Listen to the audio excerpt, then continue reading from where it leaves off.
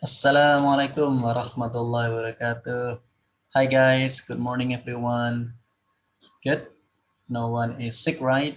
So thanks God today we are meeting again for the fifth meeting of our subject practice of translation. Yeah. Okay. Last week we have already learned about how to translate based on the methods of translation. And today I will teach you how to translate a text, an article from Indonesian to English, yeah, according to the techniques of translation that we have already discussed in the theories of translation this week. Okay, now let's get things started by reciting Bismillahirrahmanirrahim. Now let's start this meeting. Yeah, as you can see on your screen. Yeah, our main discussion today is about translating a news article according to the techniques of translation. Jadi kali ini saya akan mengajarkan kalian bagaimana menerjemahkan ya artikel berita yang saya ambil dari news.detik.com yang baru saja dipublish hari Selasa kalau salah ya, hari Senin kemarin tentang uji coba sekolah tatap muka gitu ya. Nah di sini akan saya buat tabel ya. Tabel ini adalah untuk mengidentifikasi sekaligus membandingkan ya bagaimana kita menerjemahkan pakai translating tool, alat penerjemah seperti Google Translate. Ya, kali ini saya akan pakai Google Translate ya. Nanti saya juga bandingkan dengan pakai human vital touch, dengan sentuhan terakhir kita. Memang perlu kita ketahui ya, the use of Google Translate now is very beneficial. You can make use of this tool, Google Translate, to help you translate the text. But remember, Google is a machine. Yeah? Machine, once again, cannot replace human vital touch. Jadi di sini peran sentuhan terakhir kita sebagai seorang penerjemah profesional atau mau jadi profesional itu sangat penting ya. Jadi untuk bedakan aja di sini agar kalian bisa memahami ya bagaimana cara membuat file touch-nya kalian, versi kalian seperti apa nanti ya. Dan juga di kolom terakhir nanti kalian harus mengisi ya techniques used, teknik apa saja yang bisa kamu terapkan ke dalam menerjemahkan ini. Perlu diingat, kita kemarin sepakat bahwa teknik adalah bagaimana cara kita menerjemahkan per kata, per frase, atau per kalimatnya. Jadi tidak secara utuh seperti kemarin di metode translation ya. Kalau metode kita jadikan satu teks utuh, ya kita buat metodenya apa. Nah sekarang kita breakdown per kata, per kalimat, atau per klausa bahkan ya. Nah kita lihat di sini ya, saya baca dulu artikelnya. Allow me to read the article first ya. Semarang, uji coba pembelajaran tatap muka atau PTM atau sekolah tatap muka di Jawa Tengah sudah dimulai. Beberapa peristiwa terjadi, mulai dari siswa yang canggung sampai yang nekat berangkat karena bersemangat ingin sekolah, padahal tidak masuk daftar uji coba. Nah, di SMKN 7 Semarang, siswa yang melakukan uji coba ada 8 jurusan, masing-masing menguji coba satu kelas berisikan 13 siswa.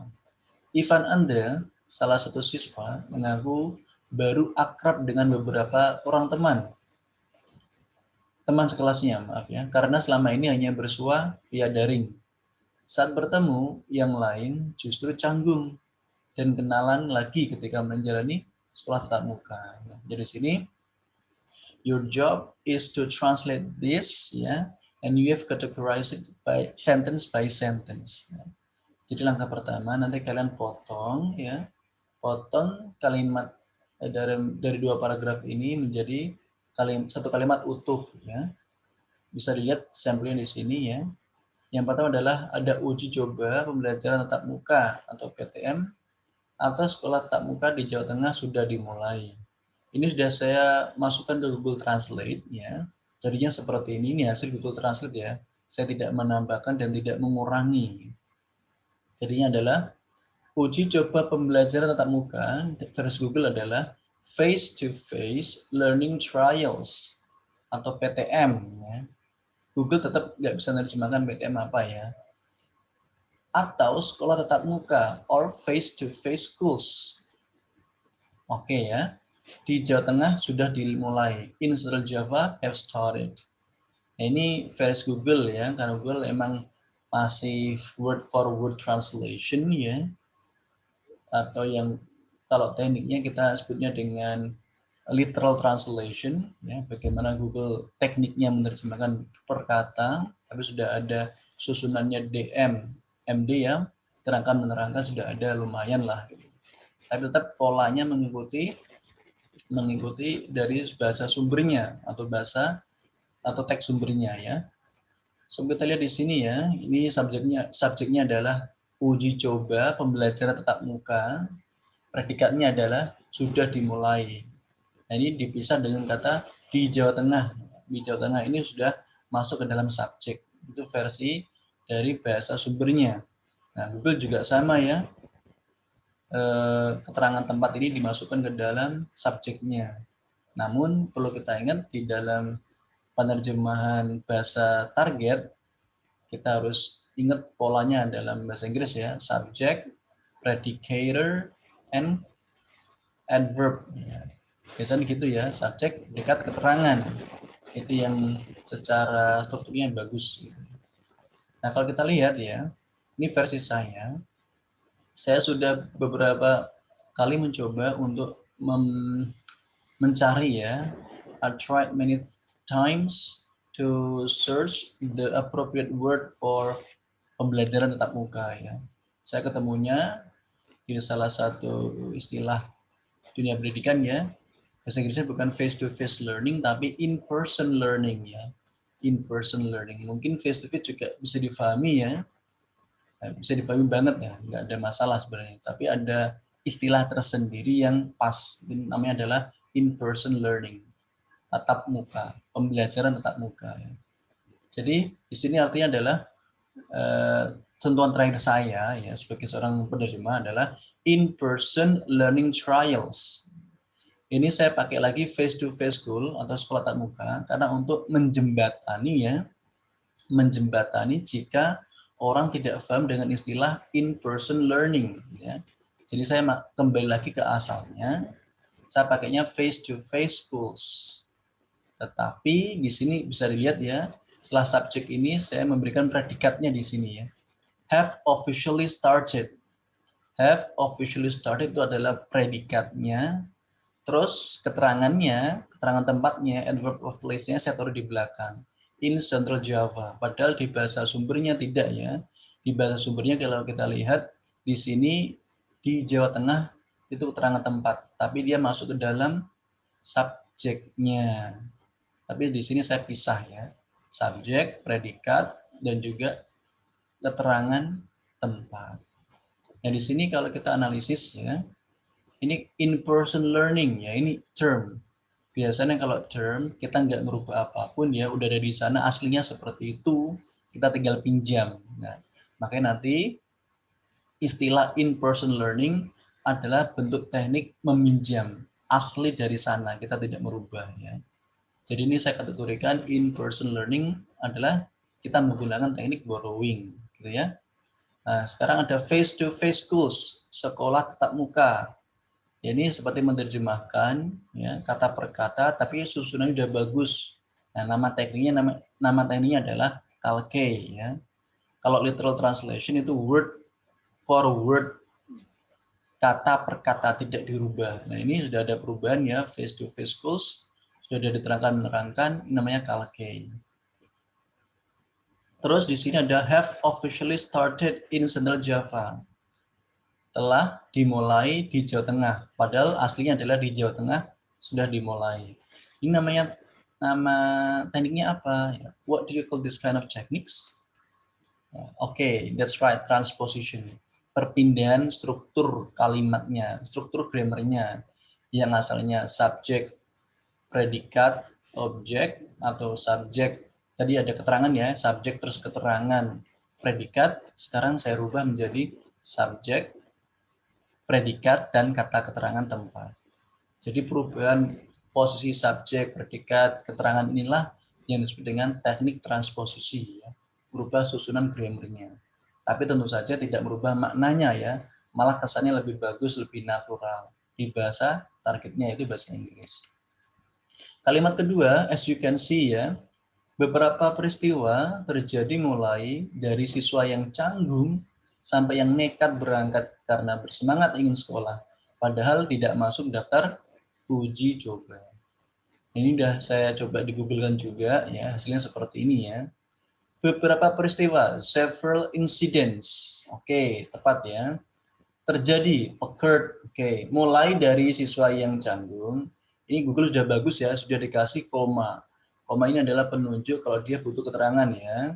Kalau di bahasa aslinya terjadi tidak ada kata keterangan ya. Tapi tidak ada keterangan koma, tanda koma maksudnya ya. Nah, di Google Translate sudah bagus dikasih tanda koma. Ranging from students who were awkward. Google sudah bagus ya. Ini kan peristiwa yang sudah terjadi karena uji coba sudah dilaksanakan. Artinya dia makanya simple past tense, tidak present. Google sudah bagus banget ya. Who were awkward to those ya. Canggung ini diartikan Google awkward. Kesannya gimana gitu ya? Awkward itu kan malu atau gimana? Malu semalu-malunya awkward. Sampai yang nekat, to those who were desperate. Nekat ini diartikan desperate oleh Google ya. Tidak masalah ya. Desperate to leave because they were excited about going to school even they were not on the trial list. Ya di sini kita bisa lihat ya, Google sudah sangat bagus sekali, sudah bisa mengidentifikasi grammarnya di mana ya, sudah bisa ngasih tanda koma sebagai bentuk keterangan lanjutan, dan susunannya sudah sangat-sangat bagus. Inilah the advancement of technology ya, kemajuan yang pesat oleh Google ya. Namun tetap ya kita harus bisa menentukan takdir kita sendiri di terjemahan ini ya gitu. Oke, kalau ini versi saya sendiri ya, saya setuju banget dengan yang disampaikan Google ya. Several incidents occurred. Oke, saya setuju banget, saya ambil itu. Ranging from ini students who were awkward. Ini saya kurang serg di hati saya, sehingga saya lebih cenderung memakai frase. Ini kan berupa klausa, namanya adjective clause ya. Ada students who were awkward. Ya, dari bentuk adjective clause ini saya ingin mempersingkat ya. Dalam penerjemahan semakin singkat term istilah Anda setelah kamu akan semakin bagus ya. Usahakan lebih singkat gitu. Saya lebih suka pakai uncomfortable students. Uncomfortable students alias siswa yang tidak nyaman atau canggung ya. Canggung itu kan merasa di mana kamu tidak merasa nyaman kan? Kamu tidak merasa enak dalam satu kelas gitu kan. Makanya saya kasih uncomfortable students. Ada from, ada to, udah bagus ya. From to, ya, from uncomfortable students to those who were keen. Ya, ini desperate. Desperate Google pakainya itu ya untuk mengartikan nekat. Kalau saya sebenarnya nggak suka desperate, artinya putus asa ya. Putus asa, makanya saya pakainya they who were keen on. Ya. Keen on going. Keen on tuh semangat, seneng banget ya. Seneng banget kan sama dengan semangat ya. Keen on going, keen on diikuti dengan preposisi ya. On preposisi berarti diikuti dengan gerund, ongoing. Who were keen on going since they were, Google pakainya because, saya pakai yang since. Kenapa? Karena ini bentuk tense-nya adalah past tense, jadi saya lebih suka pakai since. Since punya dua arti ya, bisa sejak untuk menunjukkan waktu, kalau menunjukkan alasan artinya karena. Since they were looking forward, ini excited about, itu oke ya, bersemangat, excited, betul banget ya. Tapi saya lebih suka pakai they were looking forward, menantikan. Ya. They were looking forward. Ini yang saya agak aneh ya, going to school. Padahal di sini bersemangat ingin sekolah. Ini karena kita sudah lama di rumah, terus saya kepikiran bagaimana anak bisa kembali ke sekolah ya. saya tidak pakai going to school, itu normal banget. Jadi saya pakainya adalah returning to school, kembali ke sekolah. Itu kesannya enak banget karena habis tahun di rumah, terus kemudian ke sekolah. Itu lebih enak pakainya returning to school daripada going to school. Kalau going to school hampir tiap hari kita ke sekolah ya. Tapi kalau returning to school itu adalah di mana masa kita rehat, kemudian kita lanjut lagi. Terus, even though they were not on the list, ini tidak sesuai dengan ini ya. Jadi bahasa sumber itu adalah berupa apa namanya klausa ya. Di sini juga klausa, tapi kesannya aneh ya. Terlalu panjang. Even though they were not on the trial list, sudah ada they diulang they lagi. Kesannya saya terlalu banyak apa ya kalimat jadinya kurang enak. Jadi saya buat frase ya. Even though, meskipun saya kasih despite. Nah, itu kan satu kata. Kalau even though, dua kata. Semakin pendek semakin bagus ya. Despite, despite harus diikuti gerund ya. Despite not being on the trial list. Jadi they were not ini saya ganti dengan not being on the trial list. Nah, kenapa saya pilih ini? Karena saya juga pengen pakai beberapa teknik dalam satu kalimat ini ya. Yang pertama, tadi saya sampaikan ya, dari siswa yang canggung sampai yang nekat, itu kan berupa adjective clause tadi ya, students who were awkward itu tadi ya. Nah, saya coba menjadikan non phrase. Adjective clause jadi non phrase. Cara grammarnya saya rubah. Ini namanya teknik transposition ya. Karena saya pakainya uncomfortable students. Yang berikutnya adalah ada kata since they were looking forward to returning to school. Ini saya pakai adaptation. Saya menyesuaikan dengan makna kebudayaan ya. Jadi budayanya gini, kalau kita sudah stay di rumah, kemudian balik sekolah, kita nggak pakainya I go to school, tapi I return to school.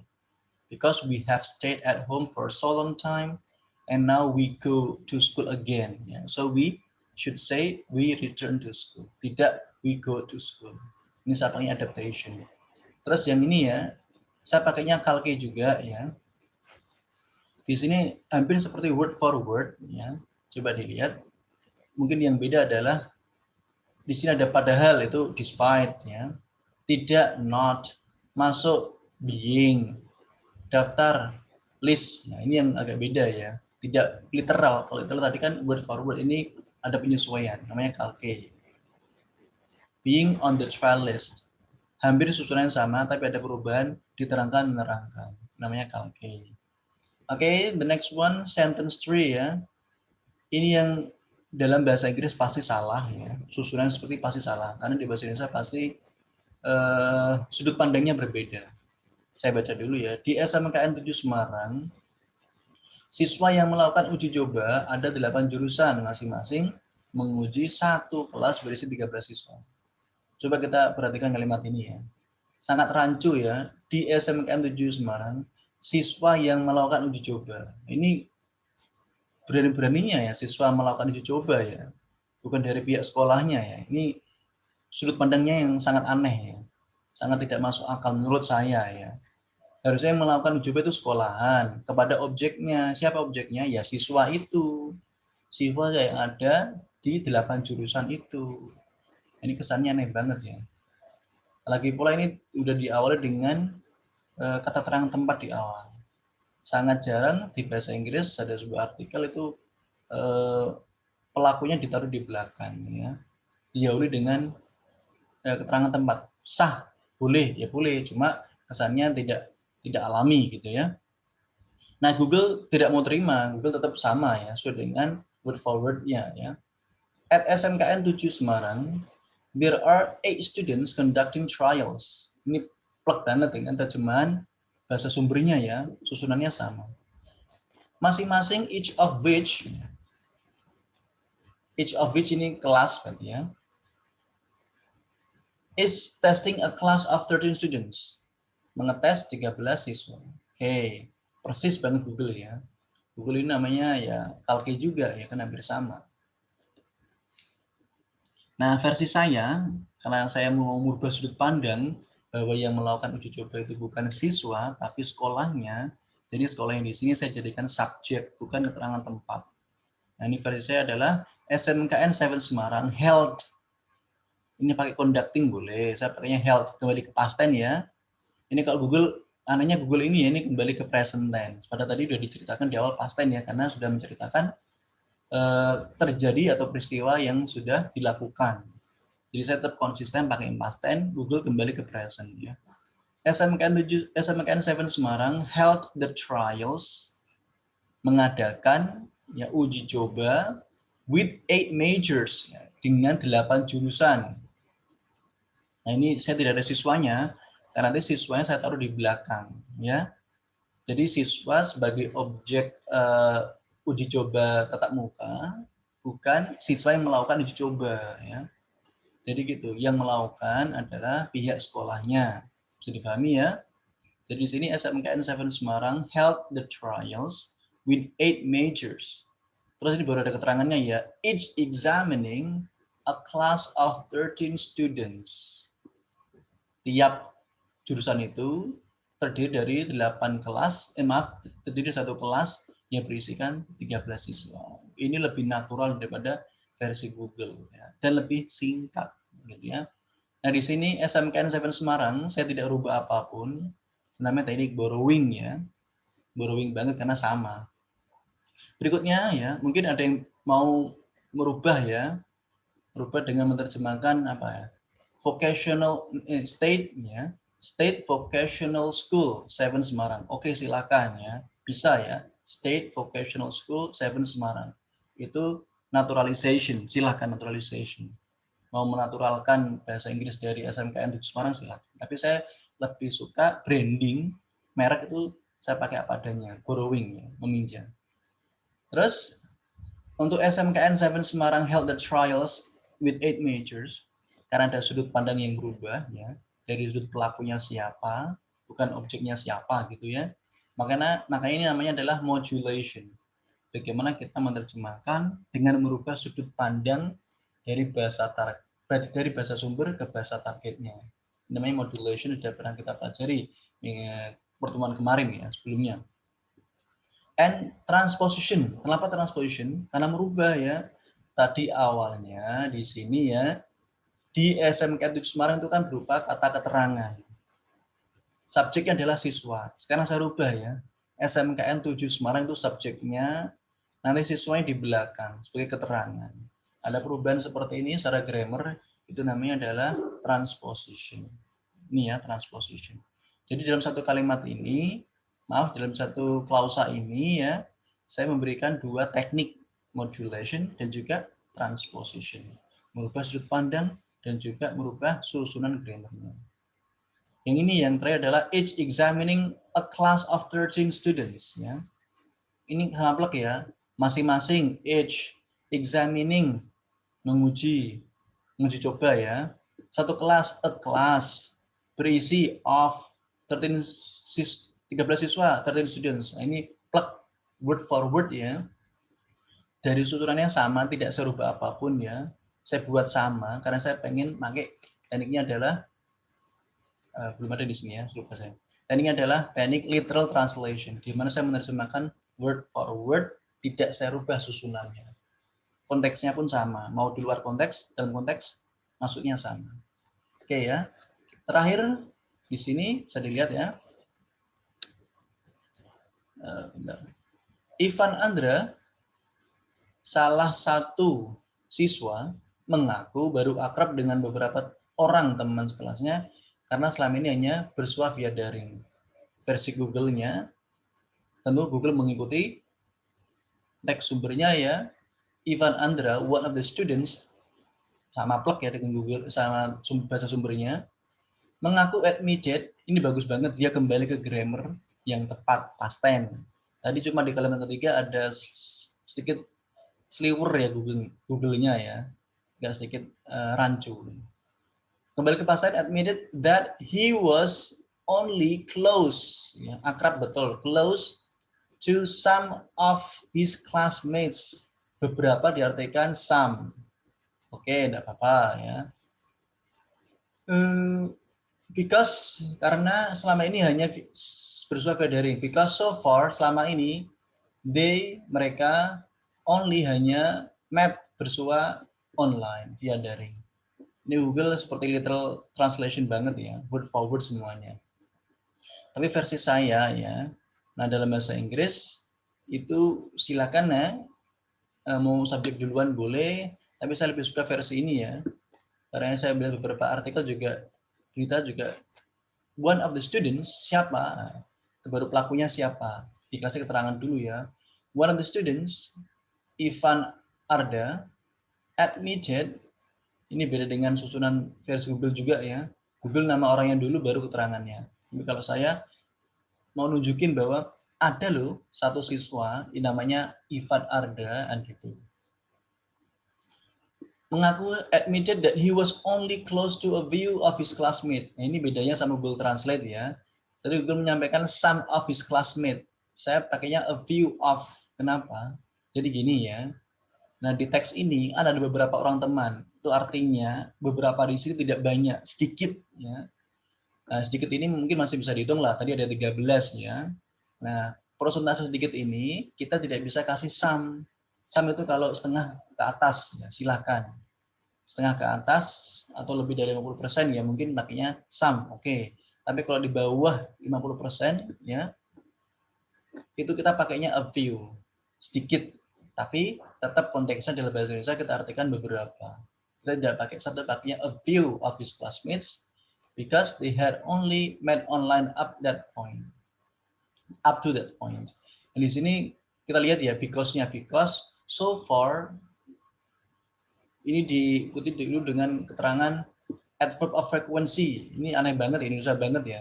Adverb of frequency ditaruh di awal. So far, ya, they bla bla bla. Ini dalam bahasa targetnya Inggris kayak kurang oke ya. Jadi saya ganti seperti ini ya. Subjeknya dulu because they had only met. Mereka hanya bertemu online, betul online sama ya. So far saya taruh di belakang ya. Saya jadikan tidak adverb of frequency tapi adverb of time sebagai apa namanya, kata keterangan waktu. Nah biasanya kata keterangan waktu ini ditaruh di paling belakang. Up to that point itu sama dengan so far. Kamu kan so far juga boleh, tidak apa di sini ya so far ya boleh. Cuma saya pengen ada perbedaan dengan Google ya. So far saya ganti dengan up to that point. Itu kesannya lebih berita banget ya. Tidak seperti kalimat sehari-hari. Kalau kamu ngomong sehari-hari mungkin pakainya so far, tapi kalau dalam berita itu harus ada diksi yang lebih oke, diksi yang lebih keren. Yaitu adalah up to that point. Jadi itu bedanya bahasa berita dengan bahasa kita sehari-hari. Di sini secara teknik ya, tadi ini ada pergeseran ya secara struktur, pergeseran makna yang secara struktur itu namanya adalah transposition ya. Saya dahulukan one of the students ya, dibanding bahasa sumbernya, nama dulu baru keterangannya. Saya keterangan dulu baru nama. Namanya transposition. Ya, only close to a view tadi tidak pakai some, tapi saya pakainya adalah view, itu adalah bentuk dari compensation. Compensation itu penggantian ya. Penggantian makna yang secara arti, secara intuisi itu bisa kita ganti. Some itu betul, saya tidak bilang salah ya, cuma jika konteksnya adalah kuantitasnya lebih sedikit 50%, itu biasanya dalam bahasa Inggris kita pakainya a few. Jadi kompensasinya saya ganti some menjadi few. Yang terakhir adalah they had only met online up to the point. Jelas ini adalah transposition, perbandingan pergeseran struktur ya. Kenapa? Karena kesannya aneh kalau kata adverb of frequency taruh di depan ya.